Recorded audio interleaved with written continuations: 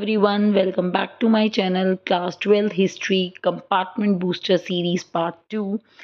If you want to pass your compartment exam with confidence, don't skip this video. And today we are going to start our questions which is confirmed according to your board exam point of view. तो students, अगर आपको history के compartment exam में होना है पास, तो ये video आपके लिए है।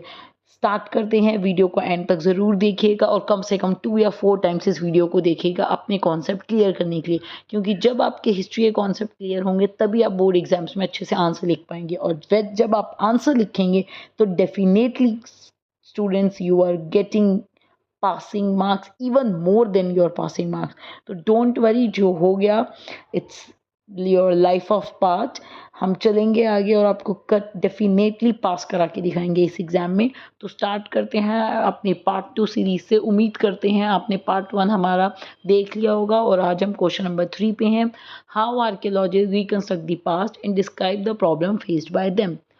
ये चैप्टर 1 हड़प्पा से ही क्वेश्चन लिया गया है कि जो भी हमारे आर्कियोलॉजिस्ट हैं उनको अपने पास्ट को रिकंस्ट्रक्ट करने में, उनको पास मतलब जो भी हमारा हड़प्पा सिविलाइजेशन का पास्ट है उसको रिकंस्ट्रक्ट करने में कौन कौन सी प्रॉब्लम आती हैं और वो प्रॉब्लम क्या है, वो अपने पास्ट को दोबारा से मतलब हमारे हड़प्पा सिविलाइजेशन के पास्ट को कैसे एक तरीके से कंफर्म दोबारा रीजनरेट करते होंगे। तो आंसर स्टार्ट करते हैं। Recovering artefacts. देखिए फ्रेंड्स, जब भी हमें कोई आर्टिफैक्ट्स मिलता है, अब आर्टिफैक्ट्स भी आपको बता दें, आर्टिफैक्ट्स का मतलब है मान लो मैंने कहीं खोजबीन की, कहीं छानबीन की, कहीं एग्जावेट किया और एग्जावेट करने के बाद मुझे कोई सामान मिला। सामान मतलब मुझे चौक का पीस मिल गया या कुछ भी मिल गया, कोई ऐसी आइटम मिली और अब उस आइटम से हम ये सोचते हैं कि ये क्या है। समझ रहे हैं आप?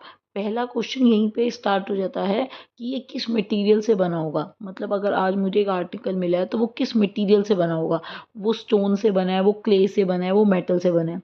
जैसे में अगर आप मेरी क्लास में होते तो मैं आपको एग्जांपल देती। मान लो मुझे चौक मिला, जो चौक सिर्फ अभी गिरा हुआ है ऊपर ही आपके फर्श पर, आपके फ्लोर पर, और आपको क्या लगा होगा वो कब गिरा होगा, उससे थोड़े टाइम पहले, 1-2 पीरियड पहले, है ना। तो अगर हम ये बात कर रहे हैं इसकी कि हमें एक चौक मिला है तो उसका टाइम पीरियड इसका मतलब सिर्फ वही होगा कि जस्ट अभी मुझे मिला है। बट अगर वही चौक मुझे कम से कम काफ़ी किलोमीटर डक करने के बाद हड़प्पा की साइड पे मिलता है तो उसकी वैल्यू बढ़ जाती है। तो ये मैं आपको इसलिए स्टोरी समझा रही हूँ ताकि फ्रेंड्स आपको याद रहे। ऐसे स्टोरीज में पढ़ने में हिस्ट्री बहुत इजीली याद हो जाती है, सिर्फ एनसीईआरटी को रट्टा मारने से एग्जाम क्रैक नहीं होता। तो अगर हम मुझे जो चौक मिला है, सबसे पहले काम क्या है, आप सबसे पहले पॉइंट याद रखेंगे उसका मटेरियल पता लगाना। दूसरा सबसे बड़ा काम क्या है, उसका फंक्शन पता लगाना। मतलब मुझे जो चौक का पीस मिला है, पहले मैं देखूंगी वो किस चीज़ से बना है, फिर मैं देखूंगी वो किस काम आता होगा। तो यही आर्कियोलॉजिस्ट का काम है फ्रेंड्स, कि पहले वो मटेरियल का पता लगाते हैं, फिर वो फंक्शन का पता लगाते हैं। अब आप कहोगे फंक्शन का कैसे पता लगा लेंगे, तो वो कंपेयर करते हैं आज की चीज़ से। जैसे मान लो मुझे स्पून मिली तो वो तो एग्जैक्ट देखने में लग रहा है ये स्पून ही है। आज हम स्टील की कर रहे हैं, उस ज़माने में हमें ये भी देखने को मिला, कभी गोल्ड की होती है, कभी ब्रॉन्ज की होती है। तो इसका मतलब रिकवरिंग आर्टिफैक्ट्स, पहला पॉइंट क्या है कि जब भी कोई आर्टिफैक्ट्स मिलता है तब हम पता लगाते हैं कि वो किस मटेरियल से बना होगा और किस फंक्शन से बना होगा, मतलब उसका एक्चुअली में फंक्शन क्या होगा। उसके बाद देखिए फ्रेंड्स, उसके बाद क्या काम होता है हमारा, जब हमें आर्कियोलॉजिस्ट को हमारा सामान मिल गया, अब हम सोर्सेस का पता लगाते हैं कि इसका क्या लिंक होगा। जैसे मैंने एग्जांपल दिया, हड़प्पा में मुझे कॉटन की फील्ड्स मिली, तो सिर्फ रॉ कॉटन की फील्ड्स मिलने से मैंने इस बात का प्रिडिक्ट कर लिया है कि हो सकता है हड़प्पा में लोग कॉटन का यूज़ करते होंगे। ऐसे ही मुझे हड़प्पा की सील पे क्या मिला, मुझे हड़प्पा की सील पे ये बात मिली है कि वहाँ पे जो है मान लीजिए शिप्स बनी हुई है हड़प्पा की सील पे। तो इसका मतलब मैंने इस बात का प्रिडिक्शन कर लिया फ्रेंड्स कि हड़प्पा में ज़रूर शिप से ट्रेडिंग की जाती होगी। तो इसका मतलब हम सिर्फ सोर्सेज का पता लगाते हैं, डायरेक्ट से इनडायरेक्ट, इनडायरेक्ट से दिस। ये सब चीज़ें हमने कैसे पता लगाई, क्योंकि हमें पहली बार क्या मिल गया, रिकवरिंग आर्टिफैक्ट्स। मतलब पहला पॉइंट क्या है, रिकवरिंग आर्टिफैक्ट मिलना, और उससे हम पता लगाते हैं उसी आर्टिफैक्ट, मतलब जो भी आपको पीस मिला है उसका क्या पता लगाएंगे, उससे हम पता लगाएंगे उसका मटीरियल, उससे हम पता लगाएंगे उसका फंक्शन। सेकेंड उसमें देखिए, फिर आता है प्रॉब्लम। सेकंड उसका मतलब है कि दूसरा क्वेश्चन क्या कह रहा है हमारा, दूसरा क्वेश्चन कह रहा है कि प्रॉब्लम ऑफ इंटरप्रिटेशन है क्या। अब प्रॉब्लम ऑफ इंटरप्रिटेशन यहीं पे ख़त्म नहीं होती फ्रेंड्स, कि हमें चीज़ मिल गई और हमने कहानी बना दी और उस कहानी को आप मान लोगे, नहीं। उसके बाद हम उसके एग्जैक्ट एविडेंस ढूंढते हैं। अब कई बार हमें उसके एग्जैक्ट एविडेंस मिल भी जाते हैं फ्रेंड्स, और कई बार हमें उसके एग्जैक्ट एविडेंस नहीं मिलते। एग्जाम्पल के लिए देखिए, मैं आपको अभी दिखाती हूँ। कई ऐसी फ़ोटोज़ हैं, कई ऐसी इमेजेस हैं जो हमें हड़प्पा सिविलाइजेशन में मिली है, बट आज तक हम इस बात का कंफर्म पता नहीं लगा पाए कि एक्चुअली में ये जो इमेजेस मिली हैं इसका क्या मीनिंग रहता होगा। मेरा कहने का मोटिव सिर्फ इतना है कि अगर मुझे कोई आर्टिफैक्ट्स मिलता है तो ज़रूरी नहीं होता कि हम उसकी हर बार स्टोरी बना पाएँ, हम हर बार पता लगा पाएँ उसका मटेरियल क्या है, हम हर बार पता लगा पाएँ उसका फंक्शन क्या है। प्रॉब्लम तब भी अराइज़ हो जाती है जब ऐसी चीज़ें मिलती हैं और उनके साथ एग्ज़ैक्ट प्रूफ़ करने के लिए एविडेंसेस नहीं मिलते। अभी मैं आपको एक फ़ोटो दिखाऊँगी आगे, है ना? हम आपको एक फ़ोटो दिखाते हैं, उससे आपको ज़्यादा क्लियर होगा। ये देखिए, ये हमारी फ़ोटो है, कौन है? ये है हमारी मदर गॉडेसेस। अब मैंने इसका नाम मदर गॉडेसेस क्यों लिया? मैंने इसका नाम मदर गॉडेसेस इसलिए लिया क्योंकि इस पे क्वेश्चन है, was there was a mother goddess. मतलब मुझे ये इमेज मिली है, कहाँ मिली? वही आर्टिफैक्ट्स हमारे आर्कियोलॉजिस्ट को ढूंढते हुए ये इमेज मिली। अब इस इमेज में इतने सारे, इसने हेड ड्रेस पहना हुआ है, ऊपर मुकुट पहना हुआ है, नीचे ज्वेलरी पहनी हुई है, सब कुछ पहना हुआ है, बट हमें अब तक यही नहीं पता लगा पाए कि ये जो इमेज है वो एक्चुअली में है क्या, क्योंकि हम इस पे स्टोरी नहीं बना पाए। समझ रहे हो फ्रेंड्स? हमें समझ ही नहीं आया कि इसका अब तक एविडेंस ही नहीं मिला। तो ये हमारी प्रॉब्लम है। हमारी ये प्रॉब्लम है कि was there was a mother goddess, क्या ये मदर गॉडेसेस हैं या नहीं है, मतलब उनकी कोई भगवान वगैरह होगी या नहीं। साइड में देखिए, ये हमें कंफर्म हो गया है कि ये प्रोटो शिवा की इमेज है। अब आप कहोगे मैडम ये कैसे कंफर्म हो गया? तो बहुत आसान है दोस्तों। हमने ऋग्वेदा को सर्च किया, ऋग्वेदा को सर्च करने के बाद हमने देखा कि अरे ये तो वही कौन है, हमारे पशुपति शिवजी जी की मूर्ति है, शिवजी जी का स्कल्पचर है जिसके आसपास हमेशा पशु रहते हैं, तो ये पशुपति है। तो हमने इससे अंदाज़ा लगा दिया कि हड़प्पा में ये जो सील हमें मिली है ये प्रोटो शिवा की ही सील है। तो देखिए फ्रेंड्स, मैंने डायरेक्ट से इनडायरेक्ट सोर्स का पता लगाया, तो ये हमारे प्रॉब्लम ऑफ इंटरप्रिटेशन है। ऐसी हमें हड़प्पा की एक बार यूनिकॉर्न सील पे, मतलब हमें हड़प्पा में एक बार सील मिली है जिस पे यूनिकॉर्न बना हुआ है। अब यूनिकॉर्न डिपिक्ट करता है कि इसका मतलब उस टाइम पीरियड में लोग जो है यूनिकॉर्न को मानते थे। अब ये बात मिथ है कि वो यूनिकॉर्न किस पर्पस के यूज़ आता होगा, क्या ये उनका रिलीजियस गॉड है या ये उसके मत्था टेकते थे, ये उसको पूजते थे। समझ रहे हैं आप फ्रेंड्स? इट मीन्स आप इस बात से अंदाज़ा लगाइए कि ऐसी बहुत सारी चीज़ें मिलती हैं हमें जब हम चीज़ों को एग्जावेट करते हैं। एग्जावेट मतलब खोद खोद के निकालना, पर ज़रूरी नहीं है कि हम उसकी कहानी भी बना पाएँ। तो सीबीएसई बोर्ड में अगर आपसे क्वेश्चन पूछा जाता है how archaeology reconstruct the past, तो आई थिंक अब आप लिख पाएंगे recovering artifacts is not just a beginning, it's a starting. हम उसके मटेरियल का पता लगाते हैं, हम उसके फंक्शन का पता लगाते हैं, हम सोर्सेज का पता लगाते हैं, डायरेक्ट सोर्सेज का पता लगाते हैं, इनडायरेक्ट सोर्सेज का पता लगाते हैं। फिर फिर आप पढ़ोगे प्रॉब्लम्स क्या आती हैं, तो ये मैंने आपको प्रॉब्लम्स बता दी। इसके अलावा अगर आप एनसीईआरटी की बुक में देखोगे तो वहाँ पे एक प्रीस्ट किंग की फ़ोटो है। एक स्टैच्यू मिला है जिसकी थोड़ी-थोड़ी दाढ़ी भी है, और हम ये बात का पता नहीं लगा पाए कि वो प्रीस्ट किंग, इसलिए हमने टॉपिक दे दिया कि वो प्रीस्ट होगा, मतलब या पुजारी होगा या फिर किंग होगा। तो देखिए ये भी हमारे आर्कियोलॉजिस्ट के लिए कितनी बड़ी प्रॉब्लम है। तो सिर्फ आर्टिफैक्ट्स का मिलना और पास्ट को रिकंस्ट्रक्ट करना, यही एक बहुत बड़ा प्रॉब्लम जैसा टास्क है जिसके हमारे आर्कियोलॉजिस्ट हमेशा सर्च करने में लगते रहते हैं। फ्रेंड्स, अगर वीडियो समझ ना आ रही हो तो कोई प्रॉब्लम नहीं है, आप इस वीडियो को 2-3 बार देखिए, कंफर्म आपको इस आंसर्स को समझ आ जाएगा। टाइम बहुत कम बचा है आपके बोर्ड एग्जाम्स के लिए, लेकिन तब भी आप अपनी कंफर्म प्रैक्टिस करते रहिए, वीडियो सुनते रहिए। एक नहीं, 2 बार, 2 नहीं, 3 बार, मेरी हर बार कोशिश होगी आपके लिए नए क्वेश्चंस लेके आने की, ताकि वो आपको क्वेश्चंस पास करा पाएँ। अब देखिए, मैं आपके लिए लेके आई हूँ इसके बाद एक क्वेश्चन जो कहलाता है चैप्टर नंबर 3 का, describe the critical edition of Mahabharata. आप कोई भी प्रीवियस ईयर का पेपर एनालाइज कर लीजिए फ्रेंड्स, सबसे आसान तरीका है पास होने का हिस्ट्री में। प्रीवियस ईयर्स के पेपर को एनालाइज कीजिए और वहाँ से पता लगाइए कि लास्ट ईयर क्वेश्चंस कौन कौन से आ रहे हैं। वैसे तो आपको ये सब करने की ज़रूरत नहीं है, क्योंकि मैं आपके लिए उन्हीं क्वेश्चंस को लेके आ रही हूँ और आपको उन्हीं क्वेश्चंस को पढ़ा रही हूँ। आपको डेफिनेटली ये करने के बाद, इसे रीड करने के बाद, पढ़ने के बाद पेपर में इतना मटेरियल आपके माइंड में ज़रूर होगा कि आप लिख पाओ। बस हिस्ट्री में लिख दीजिए, पास तो आप हो ही जाएंगे। अब देखिए, क्रिटिकल एडिशन ऑफ महाभारत क्या है। तो क्रिटिकल एडिशन ऑफ महाभारत बहुत सिंपल सा कॉन्सेप्ट है, आपको कहानी की तरह समझाते हैं। एक पर्सन था, उसका नाम था वीएस सुधांकर। ये एक संस्कृत स्कॉलर था। नाम क्या था फ्रेंड्स? वीएस सुधांकर। तो वीएस सुधांकर निकल पड़े। इन्हें ये देखना था कि इंडिया के कॉर्नर में जो अलग अलग कॉर्नर है, मतलब आप सोचिए इंडिया में ऊपर कश्मीर है और नीचे कन्याकुमारी है, इधर गुजरात है और उधर अरुणाचल प्रदेश है। इसका मतलब इंडिया के पूरे कॉर्नर में इन्होंने अपनी सैर सपाटा शुरू किया, सैर करनी शुरू की और ये पता लगाना शुरू किया कि कितनी बार और कैसे तरीकों से और कितने कितने पन्नों में महाभारत लिखी गई है। बस यही इनका प्रोजेक्ट था फ्रेंड्स। वीएस सुधांकर ने हर एक इंडिया के विलेजेस में जाके, रीजन्स में जाके महाभारत के मैन्यूस्क्रिप्ट्स का कलेक्शन किया है और उन्होंने इन सब को एडिशन कर दिया और इसी को बोला गया क्रिटिकल एडिशन ऑफ महाभारत। अब ये देखिए 1919 में वीएस सुधांकर ने अपनी पूरी टीम के साथ जितने भी हमारे कंट्री में महाभारत लिखे गए हैं उन सबको ऐड ऑन किया। तो आप देखिए उन्होंने क्या देखा कि हर एक अलग रीजन्स में कहीं ना कहीं पेजेस ऐसे हैं जो बिल्कुल अलग हैं।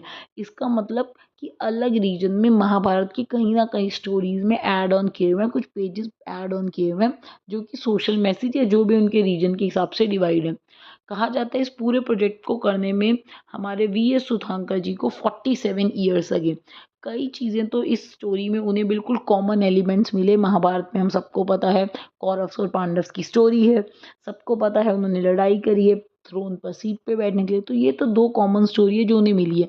पर इसके अलावा बहुत सारी चीज़ें थी जो अलग थी। तो वीएस सुधांकर जी ने क्या किया? वीएस सुधांकर जी ने पूरे मैन्यूस्क्रिप्ट्स जो इंडिया के अलग अलग पार्ट्स में पड़े थे उन सबको कंपाइल कर दिया। जहाँ पर भी चेंजेस आए उन्होंने फुटप्रिंट्स में उसके चेंजेस लिख दिए। और आप देखिए 13,000 पेजेस तक उनकी लिखी गई महाभारत गई, जिसको अगर हम कंपाइल करके देखते हैं फ्रेंड्स तो आपको पता है क्या हुआ? More than half of 13,000 pages में सिर्फ वेरिएशन है। तो आप पता लगाइए कि 7,500 पेजेस तो यही बात दिखा रहे हैं कि केरला में कोई और कहानी है महाभारत की और आपके तमिलनाडु में कोई और कहानी है। कहानी का मतलब ये नहीं है फ्रेंड्स कि महाभारत का मोरल स्टोरी बदल दी, नहीं, सिर्फ उसमें पेजेस ऐड ऑन किए गए। तो अब आपको याद हो जाएगा वीएस सुधांकर सैर सपाटे पे निकले और वहाँ पर उन्होंने सारा मैन्यूस्क्रिप्ट्स का कलेक्शन किया। 47 ईयर्स इस प्रोजेक्ट को कंप्लीट करने में लगे। 1919 में इस प्रोजेक्ट को स्टार्ट किया। ज़रूर एक बार मेरे आपके लिए मैंने एनसीईआरटी का लाइन बाय लाइन इस जो हमारी पीडीएफ है इसमें या पीपीटी है इसमें आपको लिए लेके आई हूँ मैं। उम्मीद करते हैं आप इसे पढ़ेंगे आराम से, है ना। एक एक लाइन पीजिए, नहीं पढ़े तो मेरी स्टोरी सुनिए और उसके बाद एग्जाम में लिख दीजिए। अब देखिए तीसरा क्वेश्चन हम आज की क्लास के लिए हम आपके लिए क्या लाए हैं, जो कि आज का लास्ट क्वेश्चन है। ओरिजिनल कॉम्पोजिशन ऑफ महाभारत, ये आपका मोस्ट इंपॉर्टेंट क्वेश्चन है फ्रेंड्स। कई बार ये क्वेश्चन महाभारत में पूछा गया है। हर बार सीबीएसई के पेपर एनालाइज कीजिए, 1 या 2 साल बाद सीबीएसई महाभारत पे कंफर्म क्वेश्चन पूछता है। तो या तो वो क्वेश्चन पूछेगा क्रिटिकल एडिशन ऑफ महाभारत या क्वेश्चन पूछेगा ओरिजिनल कॉम्पोजिशन ऑफ महाभारत। तो अब देखिए ओरिजिनल कॉम्पोजिशन महाभारत का किसने किया है। तो सबसे पहले महाभारत का कॉम्पोजिशन जानने से पहले हम ये जानते हैं कि महाभारत की लैंग्वेज क्या है। तो आप सबको पता होगा फ्रेंड महाभारत की लैंग्वेज क्या है। महाभारत की लैंग्वेज है संस्कृत। संस्कृत है महाभारत की लैंग्वेज, लेकिन ये वाली संस्कृत थोड़ी ईजी लिखी हुई है फ्रेंड्स, ताकि आप लोग हम जैसे लोग पढ़ पाएँ। मतलब जो वेद पुराण की लिखी गई संस्कृत है वो बहुत मुश्किल थी फ्रेंड्स, इसीलिए हमारे ब्राह्मण्स ने जो महाभारत लिखी उसकी संस्कृत बहुत ईजी लिखी। अब देखिए मैंने दूसरी हेडिंग दी है कंटेंट। तो महाभारत कितने कंटेंट में डिवाइड है आपको पता होना चाहिए। महाभारत 2 कंटेंट में डिवाइड है, एक नैरेटिव और एक डिक्टेटिव। ये एमसीक्यू में भी क्वेश्चन आ सकता है, इसलिए मैंने इसको कवर किया। तो दोबारा पढ़ते हैं। महाभारत की लैंग्वेज कौन सी है? संस्कृत मैडम। महाभारत के कंटेंट कितने 2 पार्ट्स में डिवाइड हैं? नैरेटिव और डिक्टेटिव। ये आपको याद रखना है। अब नैरेटिव क्या है? नैरेटिव हम ये मान के चलते हैं, नैरेटिव आपके सोशल नॉर्म्स को दिखाती है और डिक्टेटिव क्या है? जो आपके सोशल मैसेज को दिखाती है। मतलब टाइम टू टाइम जैसे सोशल नॉर्म्स क्या मतलब नैरेटिव क्या है कि कौरव और पांडव की लड़ाई हुई, ऐसे समझिए कौरव और पांडव की लड़ाई हुई सारे महाभारत, चाहे वो कन्याकुमारी में मिला चाहे केरला में मिला, आप लिखेंगे महाभारत में कौरव और पांडव की लड़ाई हुई। बट डिक्टेटिव क्या है? डिक्टेटिव टाइम टू टाइम में महाभारत में ऐड होने वाले पेजेस हैं जो कभी ना कभी सोशल मैसेज देने के लिए उसमें ऐड हो जाते हैं। ये लाइन समझ आई तो ठीक, नहीं तो आप सीधे एक लाइन लिखिए। महाभारत के 2 सेक्शंस हैं और वो क्या है, नैरेटिव और डिक्टेटिव। अब पढ़ते हैं पूरा एग्जैक्ट ऑथर्स एंड डेट्स के साथ। किसने लिखी महाभारत, कब लिखी गई, कैसे लिखी गई? तो देखिए मैं आपको इसकी भी कहानी सुनाती हूँ। महाभारत लिखने का कोई एग्जैक्ट एक अभी पर्सन का नाम नहीं आएगा, इस पे एक स्टोरी है। देखिए जब महाभारत लड़ी गई तो जो भी लोग महाभारत लड़के आए, समझ रहे हो, कौन लोग, जो रथ के आगे सारथी थे, चैरियोटर ब्राट्स, मतलब जो लोग रथ चला रहे हैं, रथ के आगे घुड़सवारी कर रहे हैं, रथ चला रहे हैं, वो सब लोग अपने गांव में वापस आए। अपने गांव में गए, अलग अलग जगहों पे जहाँ से भी रहते थे। और चैरियट्स बारात में जब वो जीत के आए, बात मतलब जितने लोग हैं, जब जीत के आए, जंग जीत के आए महाभारत की, या सब अलग अलग अपनी एरिया में, इन सब लोगों ने कहानी सुनाई। मतलब इन्होंने पूरे क्षत्रिय बैटलफील्ड को एक्सप्लेन किया कि आपको पता है महाभारत में क्या हुआ था, आपको पता है महाभारत में क्या हुआ था। इट मीन्स इन चैरियोटर बार्ड्स ने अलग अलग ओरली कॉम्पोजिशन किया। अब ये कॉम्पोजिशन कई टाइम तक सिर्फ ओरली था फ्रेंड्स। हम अपने बच्चों को कैसे बता रहे थे, ओरली, एक जनरेशन से दूसरी जनरेशन ओरली ट्रांसमिट हुआ। बट 5th सेंचुरी BC में हमारे Brahmin ji took an initiative and start writing. Brahmins ने इनिशिएटिव स्टार्ट कर दिया कि अब से हम क्या करेंगे, हम महाभारत को लिखना शुरू करते हैं। उस समय जो चीफडम्स था वो कुरु और पंचालस का था। ध्यान रखिए फ्रेंड्स, चीफडम्स था। चीफडम्स मतलब कुरुज और पंचाला उस समय किसी छोटे से राज्य के ही ओनर थे, मतलब वहाँ के मालिक थे, मुखिया थे। लेकिन महाभारत लिखते लिखते उनको क्या दिखा दिया गया, किंगडम्स दिखा दिया गया। ये भी हो सकता है, सोचा होगा महाभारत लिखी जा रही है, आने वाले टाइम की हिस्ट्री है, इसको बड़ा करके लिख देते हैं। तो चीफडम्स को किस में कन्वर्ट कर दिया, किंगडम्स में कन्वर्ट कर दिया। इसके साथ साथ ओल्ड वैल्यूज़ हटाते चले गए और टाइम के साथ साथ न्यू वैल्यूज़ ऐड ऑन करते चले गए। इसका मतलब महाभारत की मेन स्टोरीज तो वही रखी कि कौरव और पांडव की लड़ाई है, लेकिन जैसे जैसे टाइम बीतता गया उन्हें जो जो चीज़ें लगी कि महाभारत में ऐड ऑन करती जानी चाहिए, वो सब चीज़ें ब्राह्मण हमारे ऐड ऑन करते चले गए। अब इसमें एक और बात देखिए, 200 BC से 200 CE का टाइम था। उस समय हमारे इंडिया में सबसे ज़्यादा विष्णु भगवान की पूजा होती थी। तो जब विष्णु जी की पूजा हो रही थी तो उनके एक एपिक अवतार कृष्ण जी को दिखाया गया, और पूरी महाभारत में एपिक रोल कृष्ण फिगर का ही दिखाया है, आप सबको ये पता ही होगा। तो इसका मतलब कृष्ण जी को भी हमारे आइडेंटिफाई करते हुए आपके महाभारत में ऐड ऑन कर दिया गया। फिर आए कौन, 200 से 400 CE, जिस समय मनुस्मृति लिखी जा रही है। अब यहाँ पे आपको मैं एक्स्ट्रा पॉइंट में बता दूं, मैडम ये मनुस्मृति क्या होती है, तो आपको मैं आंसर बताऊं। मनुस्मृति एक लॉ गवर्निंग बुक है जो ब्राह्मण ने लिखी है, जिसमें आपके रूल्स और रेगुलेशंस लिखे हैं फ्रेंड्स, कि शादी कैसे होगी है आपकी और हमारी, है ना, किसी की भी शादी कैसे होगी हिंदू रीति रिवाज में, गोत्र कैसे डिसाइड होंगे, ये सब बातें जिस बुक में लिखी हैं उसी बुक को मनुस्मृति कहते हैं। तो हमारे ब्राह्मण्स मनुस्मृति लिख रहे थे, तो उन्हें लगा चलो मनुस्मृति में भी जितने रूल्स और रेगुलेशंस हैं उसको भी महाभारत में ऐड ऑन कर देते हैं। तो धीरे धीरे महाभारत में इसे भी ऐड ऑन कर दिया। आप सोचिए, जो महाभारत 10,000 पेजेस में लिखी जानी चाहिए थी, लिखते लिखते वही महाभारत 1,00,000 पेजेस के वर्सेस में चली गई। और आखिर में इस महाभारत को जिस पर्सन ने एंड में कंपाइल किया, ऐड ऑन किया, लिखा, वो नाम फेमस है वेद व्यासा। तो देखिए ये पूरी स्टोरी है कॉम्पोजिशन की। दोबारा रिकॉल करते हैं, थोड़ा अच्छा याद होगा। पहली में आप लिखेंगे कि महाभारत की स्टोरी स्टार्ट होती है, हमारे चैरियोटर ब्राट्स थे जिन्होंने इसको ओरली ट्रांसमिट किया। फिर आप सेकंड पॉइंट में लिखेंगे कि जो ओरिजिनली ट्रांसपोर्ट हमारी महाभारत थी 5th सेंचुरी BC में, हमारे ब्राह्मण्स ने टुक एन इनिशिएटिव और स्टार्ट राइटिंग। फिर आप लिखेंगे कुरुज और पंचालास जो थे उस समय चीफडम्स थे, जिसे बाद में किंगडम्स करके दिखाया गया, शायद इसलिए क्योंकि इतिहास लिखा जा रहा है फ्रेंड्स, तो बड़ा चढ़ा के लिखते हैं। उसके बाद क्या किया गया, उसके बाद ऐड ऑन कर दिया गया हमारे बहुत सारे सोशल नॉर्म्स को, ओल्ड वैल्यूज़ को हटाते हटाते न्यू वैल्यूज़ ऐड कर दी गई। फिर हमारा टाइम पीरियड आया 200 BC से 200 CE, जिस समय कृष्ण जी का टाइम था। तो उस समय कृष्ण जी को भी ऐड ऑन कर दिया गया, महाभारत में एक एपिक फिगर की तरह दिखाया गया फ्रेंड्स। उसके बाद हमारा नेक्स्ट आता है 200 से 400 CE, जब हमारी मनुस्मृति लिखी जा रही है, और मनुस्मृति की भी सारी बातें हमारे महाभारत में रूल्स और रेगुलेशंस को ऐड ऑन करके लिख दी गई।